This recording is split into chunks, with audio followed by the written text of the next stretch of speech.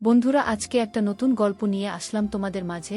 এটা সত্য এবং বাস্তব জীবনের ঘটনা। শেষ পর্যন্ত শোনার অনুরোধ রইল। শুনলে তোমার মধু চলে আসবে। দেরি না করে চলো শুরু করা যাক। শীতের রাতে আমি, আমার বড় আপু এবং তার বান্ধবী একসাথে শুয়েছিলাম। বাড়ি ভর্তি মেহমান, জায়গা না থাকায় যা হল আর কি। আমি, আপু এবং তার বান্ধবী রাতে একসাথে ঘুমানোর পর গভীর রাতে ঘুমের মধ্যে আমি অনুভব করলাম কেউ আমার সাথে এলোপাতাড়ি করার চেষ্টা করছে। ঘুম থেকে চোখ মেলে দেখি আপু এবং তার বান্ধবী মিলে আমাকে যা করল তা শুনলে বন্ধুরা তোমাদের মাথা ঘুরে যাবে। বন্ধুরা, গল্পটি অনেক ইন্টারেস্টিং। আশা করি পুরো গল্পটি তোমরা খুব মনোযোগ সহকারে শুনবে। তাহলে চলুন বন্ধুরা, গল্পটি শুরু করি। গল্পটি শুরু করার আগে বন্ধুরা, তোমাদের নিকট আমার বিশেষ অনুরোধ, দয়া করে তোমরা আমার চ্যানেলটি সাবস্ক্রাইব করে আমাকে সাপোর্ট করবে। হ্যালো বন্ধুরা, আমি আমজাদ হোসেন। আজকে আমি তোমাদের মধ্যে যে গল্পটি বলবো সেটি হলো আমি যখন ক্লাস 9-এ পড়ি। বন্ধুরা, তখন কিন্তু আমার বয়ঃসন্ধিকাল। বয়সের তার নাই, শুধু চোখের মধ্যে রঙিন অনেক কিছু ঘুরপাক খায়। আর নতুনের সন্ধান করি, কিভাবে একটু নিজেকে ভালো রাখা যায়। মাঝে মাঝে বিভিন্ন রকমের ইন্টারেস্টিং গল্পের বই পড়ি। প্রায় আমি কিছু রোমান্টিক গল্পের বইও পড়ি। উপন্যাস পড়তে আমার খুব ভালো লাগে। আর সবচেয়ে মজার ব্যাপার হলো, যদি কোনো বয়ঃসন্ধিকালের কিছু গল্পের বই পাই তাহলে আমি খুব মনোযোগ দিয়ে পড়ি। বয়সের তুলনায় আমার মনে শুধু তার পাতাতেও খেলে। আমাদের ক্লাসের সুন্দরী মেয়ে দেখলে শুধু হা করে চেয়ে থাকি। আর কল্পনায় তাদের দেখে দেখে মাঝে মাঝে রাতে গোপন কাজ করতাম। আর মনে মনে ভাবতাম যদি কাউকে পেতাম তাহলে অনেক মজা করে উপভোগ করতে পারতাম। মনে শুধু তখন একটি কল্পনায় কিভাবে মেয়েদের সাথে প্রেম করতে পারতাম আর তাদের সাথে একটি মজা করতে পারতাম। বেশিরভাগ সময় মনে মনে ভাবতাম হয়তো আমিও একদিন এরকম রোম্যান্টিক মুহূর্ত পাব। আমার জীবনেও কোনো না কোনো এক সময় এরকম সুবর্ণ সুযোগ আসবে। মনের মধ্যে সব সময় উতাল পাতাল ঢেউ উঠত। মাঝে মধ্যে বিভিন্ন ধরনের মজাদার গান শুনতাম। আর যদি কোনো আমার সমস্ত মেয়ে পাইতাম তাহলে তার সাথে বেশি বেশি গল্প করতে মন চায়, ভালোবাসার কথা বলতে মন চায় তো তাদের সাথে অন্য এক দুনিয়ায় হারিয়ে যায়। মোট কথা বন্ধুরা, আমার মধ্যে তখন পুরোপুরি বয়ঃসন্ধিকালের পরিবর্তন। আমার মাঝে তখন প্রায় স্পষ্ট বোঝা যাচ্ছে গলার আওয়াজ, সব কিছুই বড় হয়ে গেছে, এমনকি নিচেও প্রচুর গজিয়েছে। কিন্তু হায়, এসব হলে কি হবে? আমার চেহারার কোনো মায়া গোপ্রতি ছাড় চিহ্ন পড়ল না আজও। আমি দেখতে ছিলাম অনেকটা সরল শিশুর মতোই। কেউ দেখলে জীবনে কল্পনাই করবেন না যে আমি এত সরল। যাই হোক বন্ধুরা, মাঝে মধ্যে আমি নির্জন জায়গায় একটি গোপন কাজ করতাম, যে কাজটি প্রায় প্রত্যেক পুরুষই বয়ঃসন্ধিকালের সবচেয়ে বেশি করে থাকে। কিন্তু আমাকে দেখলে কেউ ভাবতেও পারত না যে আমি এই গোপন কাজটি করি। মাঝে মধ্যে স্নান করতে গিয়েও ওয়াশরুমে পানিতে ছেড়ে দিয়ে মনের ইচ্ছামতো সুন্দরী মেয়েদের কথা ভাবতাম আর ইচ্ছামতো এই কাজটি করতাম। যাই হোক বন্ধুরা, মূল ঘটনায় আসি। আমার বাবা একজন ব্যবসায়ী, মা গৃহিণী। আমরা এক ভাই এক বোন। বলতে পারেন আমাদের সুখী পরিবার। বোন হল আমার বউ। আমার বোনের নাম উর্বশী। সে আবার ঢাকা বিশ্ববিদ্যালয়ে অর্থনীতি বিভাগে পড়ে। আমার বোনটি অনেক কিউট এবং মিষ্টি। কি দারুণ তার চেহারা! ছোটবেলায় সে আর আমি একসাথে থাকতাম। তাকে নিয়ে কত কানামাছি খেলতাম। যাই হোক, এখন আমিও বড় হয়ে গেছি, সেও বড় হয়ে গেছে। কিন্তু সে আমার থেকে অনেক বড়, প্রায় 6 বছরের বড়। তার দৃষ্টিতে এখনও আমি খোকা। আমার বড় বোন আমাকে অনেক ভালোবাসত। সে ঢাকা ইউনিভার্সিটিতে একটি মেসে থাকে। বছরে 2-4 বার আসে বাড়িতে বেড়ানোর জন্য। কিন্তু ঢাকা ইউনিভার্সিটিতে পড়তে গিয়ে যে আমার বড় বোন এত সুন্দর আর স্মার্ট হয়ে গেছে তা মাঝে মাঝে সে বাড়িতে আসলে বুঝতে পারতাম। মোট কথা, সে এত সুন্দর আর এত লাবণ্যময় এবং আবেদনময় হয়ে গেছে তা আগে আমার চোখে কখনো ধরা পড়ে নাই।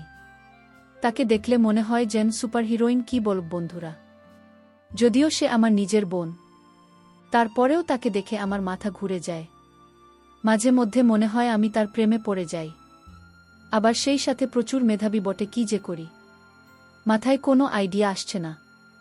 তখন মাথায় এক শয়তানি বুদ্ধি কাজ করে। আপু যখন বাড়িতে আসত তখন প্রায় আমি লুকিয়ে লুকিয়ে তার বিভিন্ন দৃষ্টিভঙ্গি দেখতাম। কি সুন্দর দেখতে! তাকে দেখলেই মনে হতো আমি তার প্রেমে পড়ে যাই। দেখার সাথে সাথে আমার হয়ে যেত, তারপরেও মনে মনে ভাবতাম যদি আমার বোনকে আমি ফাঁদে ফেলতে পারতাম তাহলে হয়তো আমার মনের আশা পূর্ণ হতো। এত সুন্দর, এত লাবণ্যময়, হয়তো আমি আর জীবনে কোনোদিন পাব না, এই ভেবে ভেবে আমার দিন কাটতে লাগল। কিন্তু এই দুঃখে আমার বেশি দিন থাকতে হয়নি। আমার জীবনে কিছুদিন পরেই এমন একটি ঘটনা ঘটল, যা চিন্তা করলে এখনও আমার সারা শরীরে এক ধরনের পুলক অনুভব হয়। আমার প্রথম কাজের অভিজ্ঞতা। আমার মনে হয় ঘটনাটি লিখে আপনাদের বোঝাতে পারব না। মনে হচ্ছিল জীবনের চাইতে সুখ আর কিছু হতে পারে না। তারপরও আপনাদের বলছি ঘটনাটি অনেক আগের। 2022 সালের ডিসেম্বর মাস। বার্ষিক পরীক্ষার সবেমাত্র শেষ হয়েছে, অনেক ফিট আইন। তার উপর আমাদের গ্রামেও প্রচণ্ড শীত পড়েছে। শীতের কারণে ঘর থেকে তেমন বের হতে পারছিলাম না। এমন সময় আমার উর্বশী আপু ফোন করে জানাল সে নাকি তার এক বান্ধবীকে নিয়ে গ্রামের বাড়িতে আসছে। উর্বশী আমার বড় বোন। ও গত বছর ঢাকা ইউনিভার্সিটিতে অর্থনীতি বিভাগে চান্স পায়, তাই পড়ালেখার সুবিধার্থে ও ঢাকায় থাকে। বছরে 2 থেকে 4 বার গ্রামে আসে।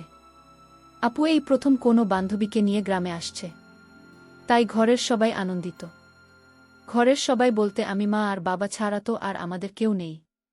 উর্বশী আপু জানাল ওরা ডিসেম্বর মাসের 25 তারিখ গ্রামে আসবে, বল থাকবে সপ্তাহখানেক। এই কথা শুনে তো আমি আনন্দে আত্মহারা বড় বোন ও তার বান্ধবীর জন্য তখন থেকেই অপেক্ষা করা শুরু করলাম। অপেক্ষা করতে করতে যেন আমার দিন কাটছিল না। দেখতে দেখতে 25 তারিখ চলে এল। আমি যতটা সম্ভব পরিপাটি হয় তাদের অপেক্ষা করতে লাগলাম। সন্ধে 7টার সময় আপু আর তার বান্ধবী আমাদের বাড়িতে পৌঁছলেন। ঘরে ঢুকেই আপু বলতে লাগলেন, গ্রামে এত ঠান্ডা রে বাবা, সারা গা একেবারে কাঠ হয়ে গেল।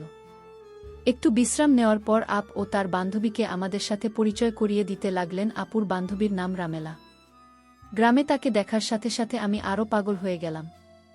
সে তো দেখছি আমার আপুর চাইতে আরও বেশি সুন্দরী, কিত আশা চেহারা। দেখে মনটা শান্তিতে ভরে গেল। রামেলা তাই জিন্স প্যান্ট আর হলুদ রঙের সোয়েটার পরেছে। আমার চোখের মধ্যে সবকিছু জবলজবল করে ভাসছে, কিন্তু সোয়েটারের আড়ালে তাকে খুব স্পষ্ট বোঝা যাচ্ছে। তবে দেখেই বোঝা গেল তার সব কিছুই খুব চমৎকার। আপু মা বাবার সাথে রামেলার পরিচয় করিয়ে দেওয়ার পর আমার কাছে আসলো। রামেলাকে বলল, এই হলো আমার ভাই আমজাদ হোসেন, দেখতে হালকা পাতলা হলে কি হবে, এবার ক্লাস 10 এ উঠবে। তারপর আপুর আমাকে বলল, আমজাদ হোসেন খুব লাজুক ছেলে। আমার বোন তার বান্ধবীকে বলতে লাগল, দেখলাম এলা তোকে দেখে আমার ভাইটা কি লজ্জা পাচ্ছে। রামের সাথে সাথে আমাকে বলল, হোসেন ভাই আমাকে তোমার লজ্জা পাওয়ার কিছু নেই, আমি তো তোমার বোনের বান্ধবী, মানে বনে তো। প্লিজ ভাইয়া, তুমি আমাকে দেখে লজ্জা পেও না। তুমি আমার সাথে ফ্রেন্ডলি কথা বলবে, তোমার আপুর সাথে যেরকম কথা বলো। আমি হ্যাঁ রোধক মাথা নাড়লাম। এভাবেই রামের সাথে আমার প্রথম আলাপ। হয়তো সময় গড়াল দেখতে দেখতে রাত 10টা বেজে গেল। মা আমাদের ডাকলেন খাওয়ার জন্য। ইতিমধ্যে রামের সাথে আমার অনেক ভাব জমে গেছে। খাওয়া দাওয়া শেষ হতে হতে প্রায় 10টা 30 বেজে গেল। 10টা 30 আমাদের গ্রামের হিসাবে অনেক রাত, তাই স্বাভাবিকভাবে ঘুমানোর কথা উঠল। আমাদের বাড়ি খুব বড় যে তেমন নয়, ছোটখাটো, তবে একটি ছোট পরিবারের জন্য মানানসই। অতিথি কেউ এলে ঘুমানোর জন্য একটু সমস্যা দেখা দেয়। 2টাই সোনার রুম। এ রুম এ মা আর বাবা ঘুমান, অন্যটায় আগে আমি আর আপু ঘুমাতাম। আপু আর আমার বিছানা যদিও আলাদা ছিল, তারপরও এক রুমে থাকতে হতো, যেহেতু আপু ঢাকা থেকে আসছেন। সাথে তার বান্ধবী ও তাইমা আগে থেকেই 2টা বিছানায় সুন্দর করে রেখেছেন। শীতের সময় বিদায় 2টা বিছানায় প্রকাণ্ড সাইজের লেপ রাখা হয়েছে। তো বিছানা যখন 2টি, তাই কে কোনো বিছানা ঘুমাবে তা নিয়ে আমি, আপু আর রামেলা ভাবতে শুরু করলাম। ভাবতে ভাবতে আমরা ঠিক করলাম, ঠিক হলো, আমি আর রামেলা এক বিছানা, আর ডান ওটা আপনি ঘুমাবে। সিদ্ধান্ত আপনি বলে দিলেন, কারণ হিসেবে বললেন। রামের সাথে আমি যেন একটু গল্পসল্প করি তাই। তো শীতের রাত, আমাদের সবার শরীর ঠান্ডা, একেবারে নাজেহাল। আপুরা মেলা আমি রাত 1-2টা পর্যন্ত জমিয়ে আড্ডা দিলাম। আড্ডা শেষ হবার পর এখন ঘুমানোর পালা। আপু আরামে ঘুমানোর কাপড় পরে নিলেন। আমি আরামে শুয়ে পড়লাম। আপু অন্যটায়, রামেলা আর আমি এক লেপে ঘুমাতে হবে, কারণ বিছানায় একটিমাত্র ছিলেন। লাইট নেভানোর পর ঘর অন্ধকার হয়ে গেল। রুমের ডিম লাইট নষ্ট, যার কারণে রুমটি প্রায় ঘুটঘুটে অন্ধকার। এই অন্ধকারে আমি আর কি করব, রামের সাথে একটু আধটু গল্প করতে শুরু করলাম। আমরা গল্প করতে করতে হঠাৎ দেখলাম আপনি ঘুমিয়ে গেছে। আপুর এমন ঘুম যে তার চোখে জল ঢেলে দিলেও সহজে ঘুম ভাঙে না। আমি হলাম আপুর উল্টো প্রকৃতির। আমার ঘুম সহজে লাগতে চায় না, ঘুমোতে অনেক রাত হয়ে যায়। মিতার সাথে শুয়ে কথা বলে জানলাম আমার মতো ঘুম অনেক চেষ্টার পর আসে। তো কি করা, রামেলা আর আমি কনকনে শীতের রাতে এক লেপে শুয়ে গল্প করতে লাগলাম। রামেলা আমাকে বলল, তোমাদের এখানে তো অনেক ঠান্ডা লেগেও ঠান্ডা হয়ে আছে। আমি বললাম, হ্যাঁ আপনি ঠিক বলেছেন, রাত যত বাড়ছে ঠান্ডাও তত বাড়তে থাকে। রামেলা শুনে ভয় পেয়ে গেল, বল, হায় ভগবান, আজ না জানি কি ঠান্ডা লাগবে। আমি অভয় দিয়ে বললাম, ভয় পাওয়ার কিছু নেই, আমি আছি তোমার সাথে, তুমি কোনো চিন্তা করো না। তারপর গল্প করতে করতে হঠাৎ আমি ঘুমিয়ে পড়লাম। রাত যখন গভীর হল তখন আমি অনুভব করলাম কেউ আমার সাথে মজা করার চেষ্টা করছে। তখন আমি আধো ঘুমে। ওমা, আমি ঘুম থেকে একটু উঠে দেখি আপুর বান্ধবী আমাকে বাচ্চা মনে করে আমার সাথে কেমন জানি অদ্ভুত আচরণ করছে। গভীর রাতে হঠাৎ কেউ আমাকে নিয়ে এলোপাতারি করার কারণে আমার ঘুম ভেঙে গেল। ঘুম ভাঙার ফলে আমি চোখ মেলে দেখি আমার দিদি আর তার বান্ধবী মিলে আমার সাথে এক অন্যরকম আচরণ করার চেষ্টা করছে। আমি তাদের আচরণ দেখে প্রথমে ভয় পেয়ে যাই। তারপর তারা আমায় বলে, তুমি যদি আমাদের কথা শোনো তাহলে আমরা তোমাকে কিছু করব না, আর যদি না শোন তাহলে মেরে ফেলব। আমি বললাম, না আপু, আমি তোমাদের সব কথা শুনব। আর আমিও তখন মনে মনে ভাবলাম, এত মেঘ না চাইতেই জল। এতদিন আমি মনে মনে যা পোষণ করতাম তা তো দেখি আজ আমার হাতের মুঠোয় ধরা দিয়েছে। তারপর আমি তাদের প্রস্তাবে রাজি হয়ে গেলাম। বন্ধুরা তারা দুইজন আর আমি একা। কি করে তাদের সাথে পারি, তারপরেও আমি অনেক চেষ্টা করলাম তাদের খুশি করতে। সবচেয়ে মজার ব্যাপার হলো, আমাদের সকলেরই সেদিন ছিল জীবনের প্রথম এমন অভিজ্ঞতা, যার কারণে প্রথমবার একটু সমস্যা হলেও যখন প্রথম আমি তাদের সাথে কাজ করতে চাই, আমি কিভাবে কাজ শুরু করব কিছুই বুঝে উঠতে পারলাম না। তার আপু তার বান্ধবী মিলে আমাকে শিখিয়ে দিল আমি কিভাবে কাজ করতে হবে। তারপর বন্ধুরা আমি একাই আপু এবং তার বান্ধবীর সাথে সারারাত ইচ্ছামতো কাজ করে আমার মনের আশা পূরণ করলাম। তবে প্রথম প্রথম আমার একটু অসুবিধা হয়েছিল, তারপর আমার কাছে অনেক মজা লেগেছিল। তাদের প্রথম প্রথম অনেক কষ্ট হয়েছিল, একটু পর তারা স্বাভাবিক হয়ে গেল। বন্ধুরা, প্রকৃতপক্ষে সেদিনের রাতটা আমার জীবনের স্মরণীয় রাত। সেদিন এত আনন্দ পেয়েছিলাম যা তোমাদের ভাষায় বোঝাতে পারব না। তারপর বন্ধুরা প্রায় এইভাবে এক সপ্তাহ পর্যন্ত আমাদের হয়েছিল। এক সপ্তাহ পর আমার আপু এবং তার বান্ধবী ঢাকায় চলে গেলে। তবে তারা ঢাকা চলে যাওয়ার কারণে কিছুদিন আমার মনটা খারাপ ছিল। এতদিন তাদের কাছ থেকে আমি যা পেয়েছি হয়তো তা আমি আর কোনোদিন পাব না, এই ভেবে আমার চোখে জল চলে আসলো। তারপরেও নিজেকে সান্ত্বনা দিলাম, যাই হোক, অবশেষে অনেক দিনের ক্ষুধার্তের মধ্যে একটু খেতে পারলাম। যা খেলেছি তাতে 6 মাস চলবে। বন্ধুরা, এর পরেও আমার আপু যদি ঢাকা থেকে আসত তার সাথে আমার এরকম হতো।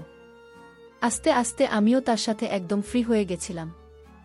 বন্ধুরা, এর পর থেকে আপনি যখনই ঢাকা থেকে আমাদের বাড়িতে আসত তখনই সে আর আমি এরকম ইন্টারেস্টিং কাজ করতাম। এভাবেই কেটেছিল আমার বয়ঃসন্ধিকাল। সত্যি আজকে সেই বয়ঃসন্ধিকাল, তাকে আমি খুব স্মরণ করি এবং সারা জীবন স্মরণ করব। বন্ধুরা, আজকে এই পর্যন্তই। আবারও আসব তোমাদের মধ্যে নতুন কোনো ভিডিও নিয়ে। ভিডিওটি যদি তোমাদের ভালো লাগে তাহলে একটি লাইক দাও। প্রতিদিন আমি তোমাদেরকে একটা করে নতুন গল্প উপহার দিব, তাই তোমাদেরকে অনুরোধ করে বলছি, তোমরা যদি এরকম ধরনের ইন্টারেস্টিং গল্প পেতে চাও তাহলে দয়া করে আমার চ্যানেলটি সাবস্ক্রাইব করো। পরিশেষে তোমাদের সকলের সুস্বাস্থ্য কামনা করি। ভিডিওটি দেখার জন্য তোমাদের সকলকে অসংখ্য ধন্যবাদ।